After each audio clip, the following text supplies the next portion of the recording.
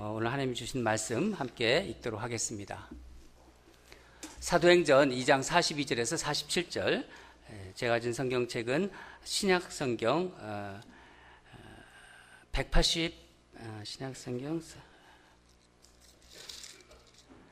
191페이지입니다. 191페이지, 190페이지.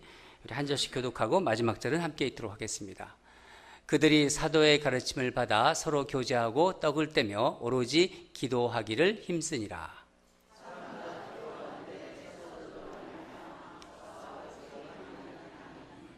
믿는 사람이 다 함께 있어 모든 물건을 서로 통용하고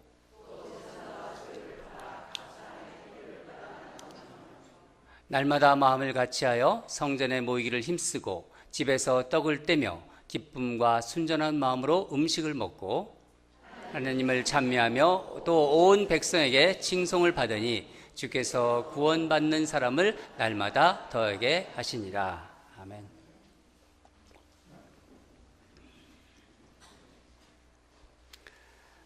오늘 말씀 제목은 기쁨과 순전한 마음으로 라는 제목으로 우리 말씀으로 교제하도록 하겠습니다. 우리가 읽은 이 본문은 이제 오순절 성령 강림 사건과 이제 베드로의 그 오순절 설교로 이제 예루살렘의 여름의 성도 수가 막 급증하게 됩니다. 급속하게 증가하기 시작했던 초대교회, 예루살렘 초대교회 성도들의 삶의 모습을 아주 단적으로 보여주는 말씀입니다. 42절을 보면은 그들이라는 말이 나옵니다. 그들, 42절에 보면은 그들이라는 말이 나오는데 이 그들이 누구냐 하면은 성령 충만한 베드로가 유대인들에게 이제 설교하죠. 그들이 사도의 가르침을 받아서 서로 교제하고 떡을 떼며 해서 그들이 나오는데 이 그들을 누구냐 하는 것을 우리가 먼저 살펴보려고 해요. 성령 충만한 베드로가 이제 유대인들에게 이제 막 설교를 합니다. 너희들이 죽인 예수가 부활하셔서 그리스도가 되셨으니 너희는 이 패역한 세대에서 구원을 받으라. 베드로의 설교에 이 설교를 듣고 회심한 사람이 3,000명이나 됐다고 성경은 기록하고 있습니다. 바로 이들을 말하고 있는 거예요. 이들이 어떻게 반응하였나요? 어떻게 반응했죠? 이들의 반응은 한마디로 잘 표현된 게 37절에 나와 있는데 형제들아 우리가 어찌할꼬. 베드로의 그 설교에 그 말씀에 반응해서 우리가 어찌할꼬 하는 그런 반응을 나타냈습니다. 설교를 듣고 있던 사람들이 마음이 찔린 거예요. 마음이 찔려서 어찌할 바를 모르게 되었다는 것입니다. 하지만 그들이 곧 사도들의 이제 가르침을 받게 돼요. 그리고 기도에 힘쓰게 되고 구원받는 성도의 삶을 살아갑니다. 그렇게 삶이 변하게 되는 거죠.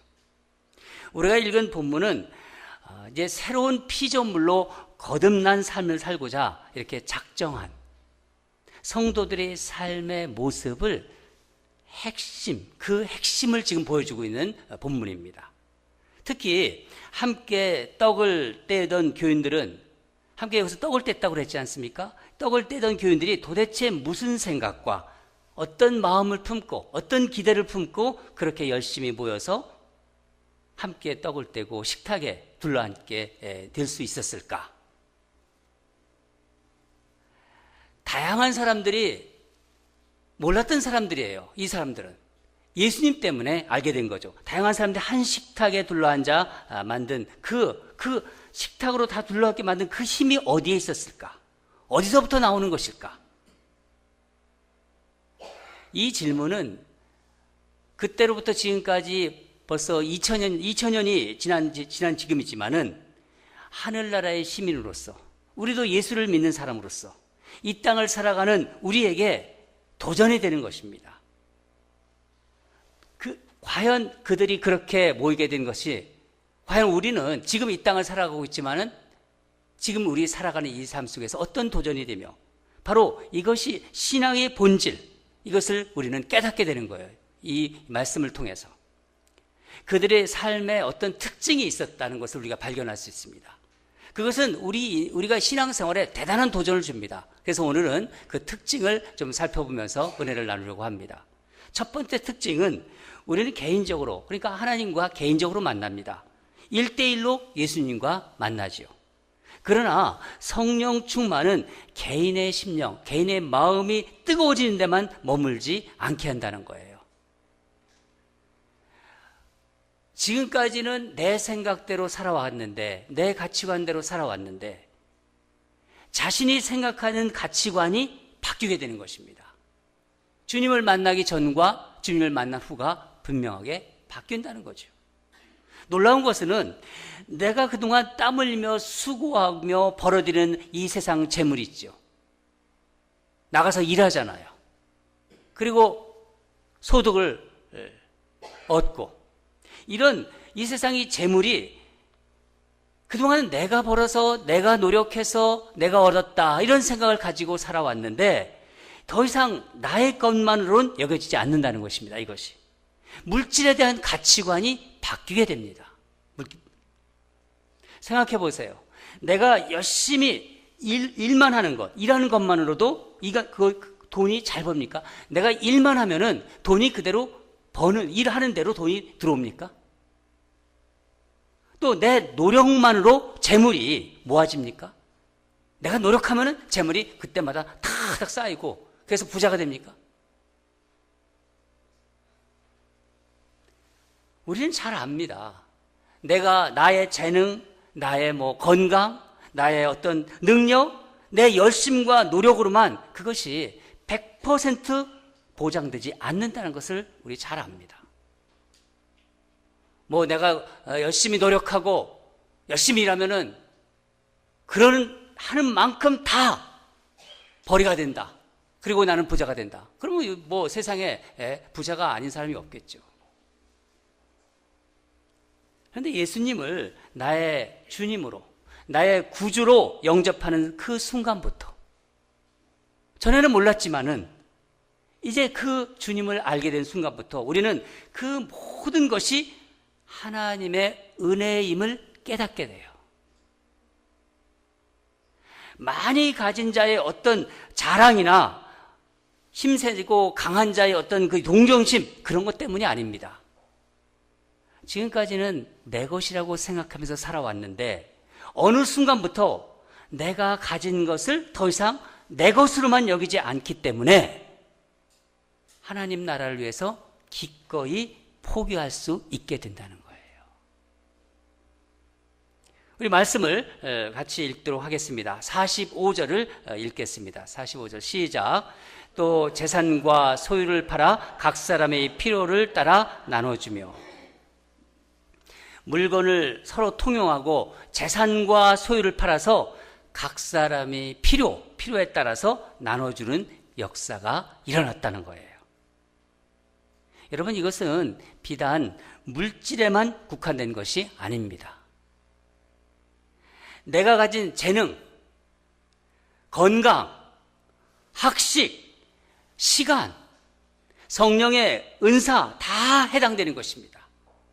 하나님께서 은혜로 주신 것을 다른 사람과 나누는 역사가 일어난다는 거예요. 바로 전에는 몰랐는데, 전에는 그렇게 살지 않았는데 섬김의 삶을 살게 된다는 것입니다. 이런 공동체에서는요, 필요 이상으로 많은 것을 가진 것, 많은 것을 욕심내지도 않아요. 남들이 더 많이 가졌다는 것에 대해서도 시기하지도 않습니다.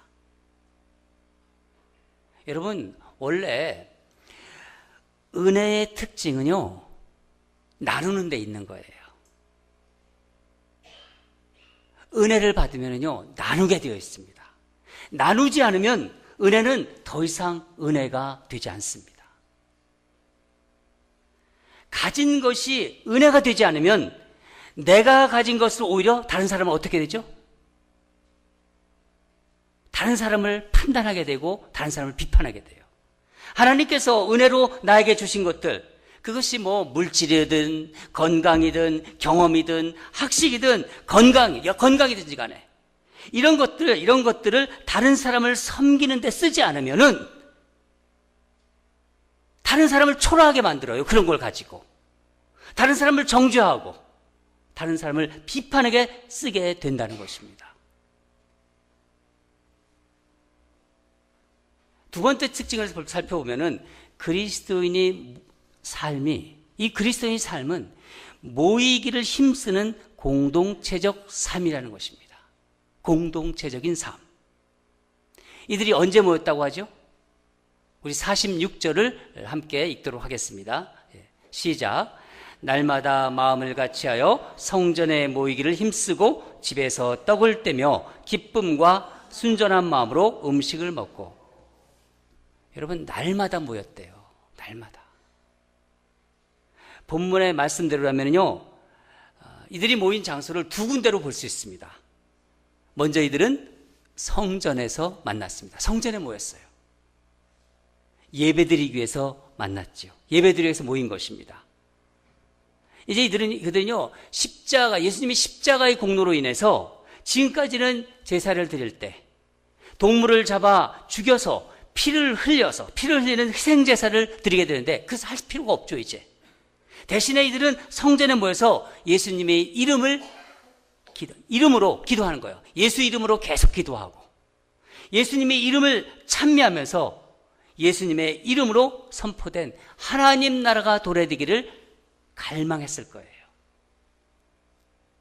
또 이들은 또 어디서 모였다고요? 집에서 모였답니다.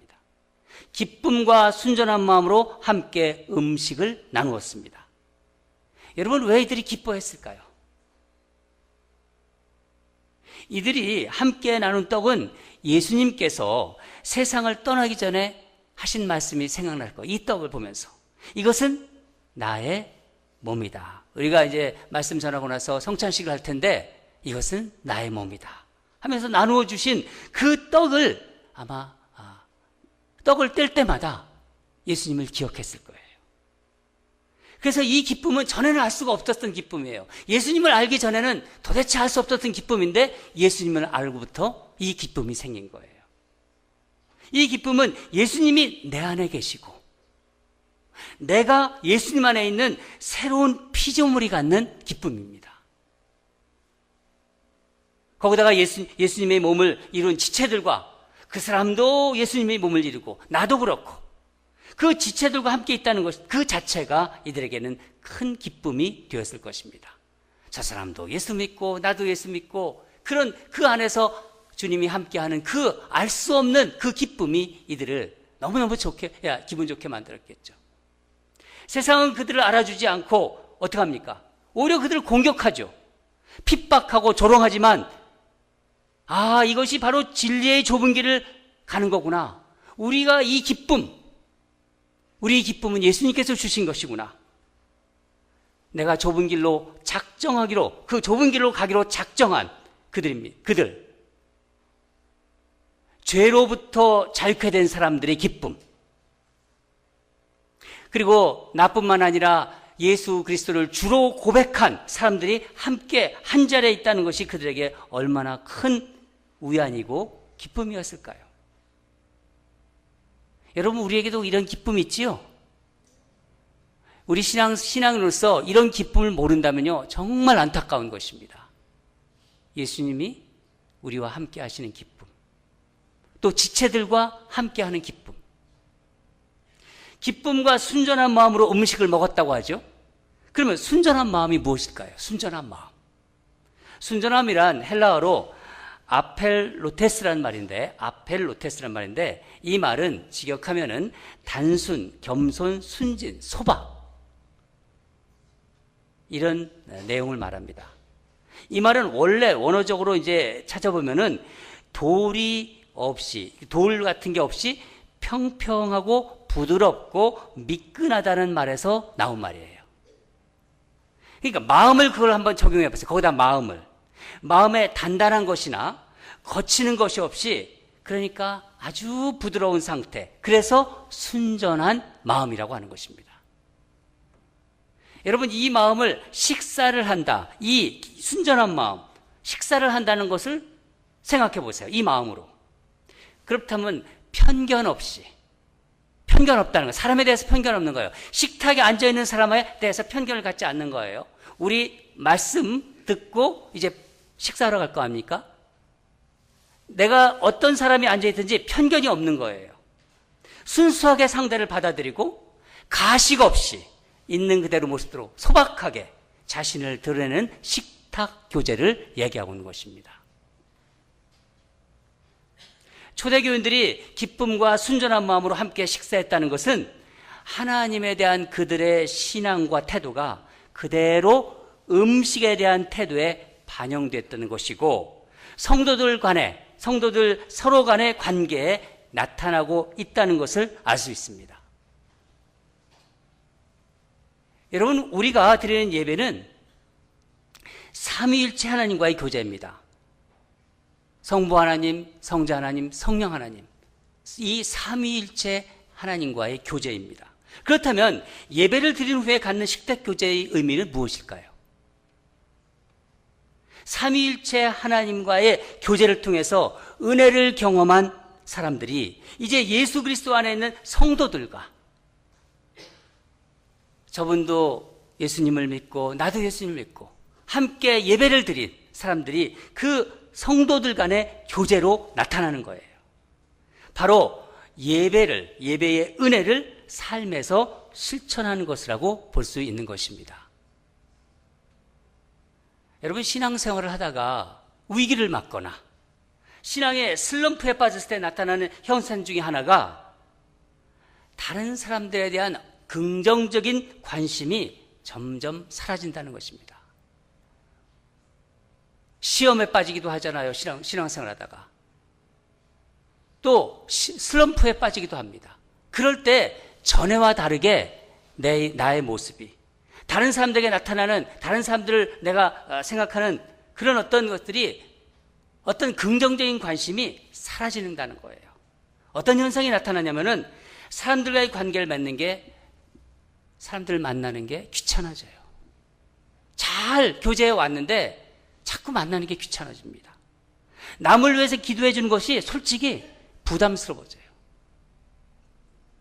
남의 아픔과 남의 고통을 나누는 것에 관심이 점점 없어집니다. 전에는 힘들고 어려운 얘기 들으면 함께 기도하고 정말 마음을 다해서 같이 슬픔을 나눴는데 그런 것들이 점점 슬슬 사라진다는 거예요. 다른 사람을 위해서 내 인생, 내 시간, 내가 가진 것을 투자하고 싶은 열망이 사라진다는 거예요. 이게 신앙생활의 위기입니다. 이게 슬럼프입니다. 만약 어떤 분이 다른 영혼에 대한 관심이 없다면은 이미 그분은 영적으로 늙어버린 거예요. 사람들이 영혼에 대해서 내가 관심이 별로 없다. 그분은 이미 늙어버린 거예요. 아니면 아직 어린 단계에서 자라지 못해서, 성숙하지 못해서 계속 어린 단계에 머물러 있는 것입니다. 반면에 다른 영혼들이 영적 유익에 관심이 있다면은 그분은 영적으로 항상 젊은 사람이에요. 여러분, 이 말씀을 자기에게 한번 적용해 보세요. 지금 자기 자신을 한번 돌아보세요. 젊은 사람인지 늙은 사람인지. 나이 가지고 얘기하지 마세요. 나는 젊은 사람입니까? 늙은 사람입니까? 한번 물어보세요. 자기 스스로. 내가 다른 사람들이 영혼에 대해서 관심이 많은지. 아니면 나는 하나도 관심이 없어. 본인에게 물어보세요. 본인에게 대답하시고. 주님의 은혜에 감동된 사람이라면요, 나누어 주고 싶은 갈망이 마음속에 생기는 것은요, 자연스럽고 당연한 것입니다. 그렇죠. 간혹 전에 다니던 교회 안에서, 전에 다니던 교회죠. 전에 다니던 교회에서 상처받았던 기억들, 그런 것 때문에 교회 안에서 다른 성도들과 친해지고 싶은 것, 그런 것이 부담스러워져서 피하는 분들을 보게 됩니다. 안 만나고 싶어요. 그냥 예배만 탁 드리고 그냥 집에 싹 가고 싶어요. 인벌브 안 하고 싶어요. 자꾸 관계를, 서로 뭔가를, 교제를 안 하고 싶은 거예요. 상처받은 생각이 자꾸 올라오는 거예요. 또 그 길로 들어가고 싶지가 않은 거예요. 이해 못하는 게 아닙니다. 이해가 가요. 속담에도 이런 속담 있지 않습니까? 자라 보고 놀란 가슴, 소뚜껑 보고 놀란다. 그런 말이 있지 않습니까? 옛날에 상처가 다시 올라오는 거예요. 그래서 예배는 드려야겠지. 밥도 안 먹고 그냥 가버리는 거예요. 식사도 안 하고. 교제하자 만나고 보면 바쁘다고 그냥 가버리고.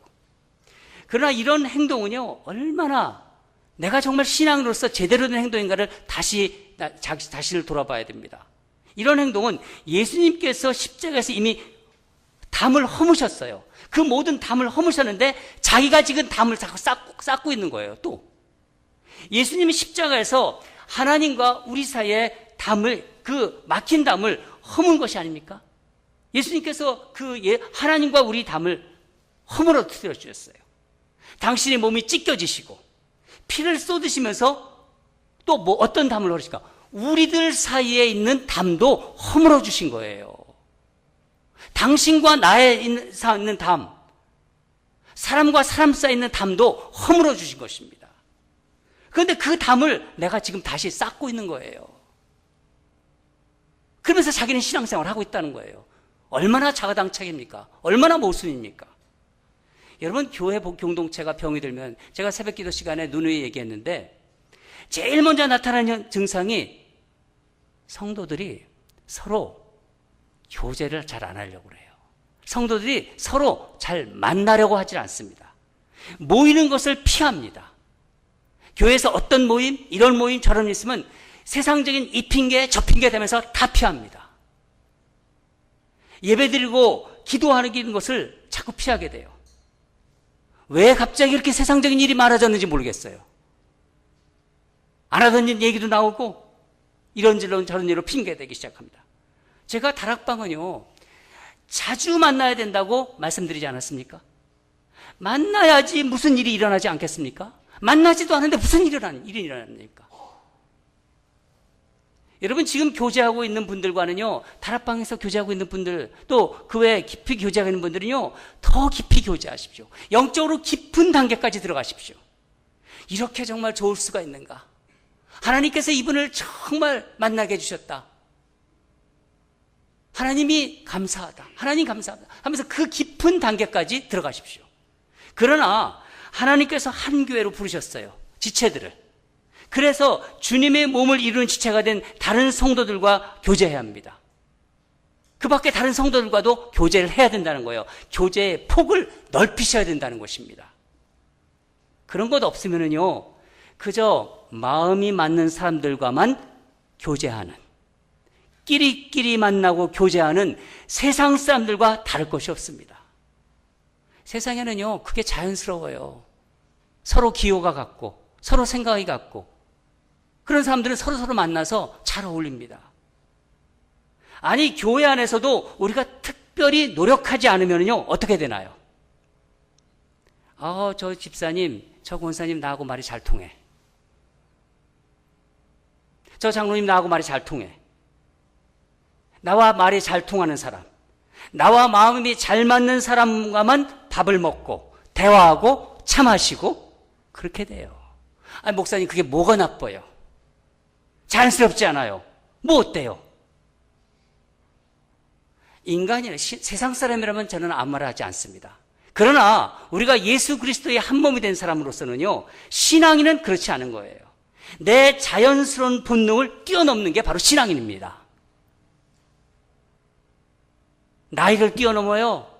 젊은 집사와 나이 드신 장로님이 한 친구가 될 수 있고, 권사님이 한 가족이 될 수 있고, 예수 안에서. 나이도 뛰어넘고, 경험도 뛰어넘고, 내가 좋아하는 기호도 뛰어넘고, 학력도 뛰어넘어요. 다니던 교회도, 나는 옛날 이러 교회에 다녔다. 그런 교회 다 상관이 없어요. 교회도 다 뛰어넘는 겁니다. 여러분, 예수님이 이 땅에서 나는 요 사람만 만난다, 요 사람 만난다, 그렇게 하셨나요? 이 땅에서 만나 예수님이 교제한 사람들을 이 성경에서 보세요. 얼마나 다양합니까? 여러분, 제가 누누이 얘기할 필요 없습니다. 여러분이 다 아세요. 예수님이 어떤 사람들 만났는지. 예수님은 경계가 없으셨어요. 오늘은 섞여 식사하는 날입니다. 오늘은 다락방장님들이 식탁지기로 섬기십니다. 처음에는 낯설고 힘들지만 식사하시면서 교제하세요. 인사하시고 교제하시기 바랍니다. 이거 못하면은요, 우리 교회 건강한 교회가 될 수가 없어요. 늘 몇 사람이 만나서 끼리끼리 자기들끼리 좋아하고 매주마다 그러고 신앙생활해요. 몸으로 치면은요, 병든 사람이 되는 거예요. 병든 사람의 특징이 뭐예요? 잘하지 않아요. 성장하지가 않는다는 거예요. 우리 교회 등록교인이 한 130여 명 됩니다. 이 133명이 이분들의 이름뿐만 아니라 서로의 기도 제목도 나누세요. 서로 기도해 주면서 함께 성장해야 하는 그런 공동체가 되는 것이 저희 꿈이에요. 이게 제 꿈만입니까? 예수님과 아무런 관계가 없는 제 꿈입니까? 이것은요, 예수님이 우리 교회를 향하여 꿈꾸시고 계시는 것 중에 중요한 꿈입니다. 저는 성령께서 우리 교회에 역사하실 줄 믿습니다. 왜냐하면 우리 마음에 그런 마음이 있어요. 지금까지 우리가 그런 것에 마음은 사모하고 있지만은 누군가가 우리한테 훈련을 안 시켜주었고, 그렇기 때문에 우리가 못했던 거지, 우리 마음에 그런 게 있는 거예요. 우리 그런 거 할 수 있습니다. 그렇죠? 우리 교회는 충분히 가능성이 있는 공동체입니다. 여러분, 가파른 암벽 타는 거 한번 생각해 보세요. 이 암벽을 올라간 사람들이 대부분 이렇게 같이 올라갈 때 모두 밧줄을 다 같이 묶어요. 서로. 왜 묶죠? 일행 중에 한 사람이 발을 헛디뎌 떨어지게 되더라도 다른 사람들과 같이 밧줄로 묶여 있기 때문에 생명을 지킬 수가 있는 것입니다. 그리스도인으로서 이 세상을 살아가는 것이 가파른 암벽을 오르는 것보다 쉽지 않습니다. 때로는 발을 헛디딜 수가 있어요. 잡았던 바위의 손에서 이렇게 미끄러져 가지고 떨어질 수가 있습니다. 힘이 빠져서 지쳐서 그저 매달려 있을 수도 있어요. 그러나 우리는 모두 밧줄로 묶여 있어요. 어떤 밧줄로? 성령의 밧줄로. 함께 묶여 있는 새 생명 공동체라는 거예요. 새 생명 공동체. 우리가 기쁨과 순전한 마음으로 함께 모이고 교제하고 서로 섬기는 한, 우리 교회가 그런 교회가 된 한은 우리는 이 가파른 암벽을 끝까지 오르게 될 것입니다. 믿으시죠?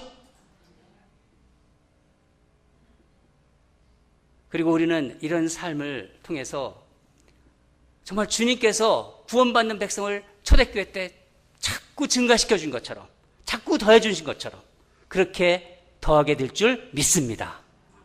사랑하는 여러분, 오늘 기쁨과 순전한 마음으로 함께 식사하시며 성도의 교제를 누르세요. 새로운 사람들, 우리 교회 다 식구들이에요. 서로 인사도 하시고 물어보시고, 밥만 다 먹고 그냥 가지 마시고, 식사만 막 하지 그냥 가지 마시고 얘기도 하시고 인사도 하시고, 하나님이 기뻐하시는 거예요. 우리 교회를 건강하게 만들려고. 이제 여러분이 오늘 이제 성찬인데 이 성찬의 의미를 생각하시면서 우리 바로 또 식사할 때 실천하시고 그런 축복을 누리는 저와 여러분이 되기를 주님으로 축원합니다. 기도하겠습니다.